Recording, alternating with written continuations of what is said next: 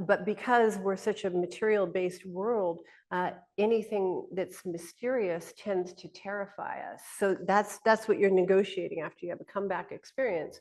But I think we're actually hitting, this is one of the reasons why I started doing these talks in particular. I think we've hit a really beautiful point in the culture where the disruption is great enough. We were just talking about what's happening in South Korea, and the disruption is great everywhere. There's this massive polarization that's shaking things loose. It's shaking what we know loose. And there are people who are saying, you know, oh my God, and they grip for the bar on the subway. And then there are those who are saying, woo, and they surf it. And my prayer for all is that you get to surf this time, because if you know how to surf, in the time of the greatest obstacle, it's the time of the greatest potential and the most fun as well. And, you know, I don't say this theoretically, you know, the obstacles are real, and they present you with the greatest opportunity for discovering a new way to fly, a new resilience, a new way of existing that will be the bar. When I got canceled, and when I first got canceled, I think I may have told this, but a guy called me and said, you know, there are people who are watching you, you tell the truth. If you make it through, they'll see. And that's sort of where we're at. Those people who have the resilience to find a ground of joy will be the leaders in the new era, because that's what the new era, I believe, is. You know, creativity at the foundation is joy.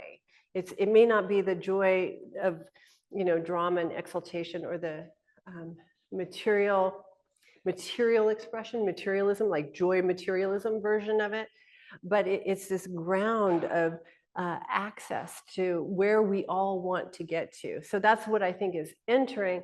And so there are those who can see it, who can see through the confusion and chaos and opposition, and just say, oh, that's just a natural, organic part of the creative process. When I sit down to write or something of that nature, right, it's chaos at the beginning, and then all of a sudden you tap in and you plug in, and the river's flowing, and that place where you were driving it and forcing it and making it happen, all of a sudden you're being carried. And that's what I mean when I talk about the feeling of joy.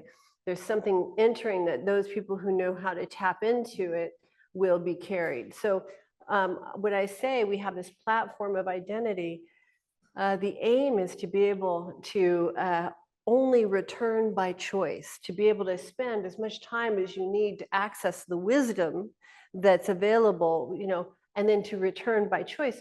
But there are those of us who, you know, have had experiences that are kind of far out, and when they're far out, we come back right away, right?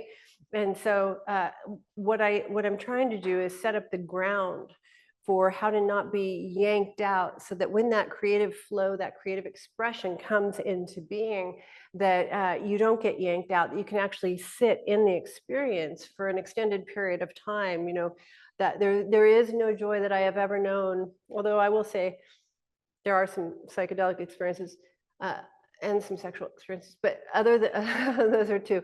But then the third being spending the entire day in relationship with the page, where it's just giving it up to me and giving it up to me, and my consciousness is steeped enough that it can remain in those depths and in pitch perfect conversation, where my hands don't feel like they're writing faster than they can write. They're actually just in the process, and I get to hear these new ideas and have these new ways of expressing it, and even a different language come through, because I'm so in touch with her or it or the creative force.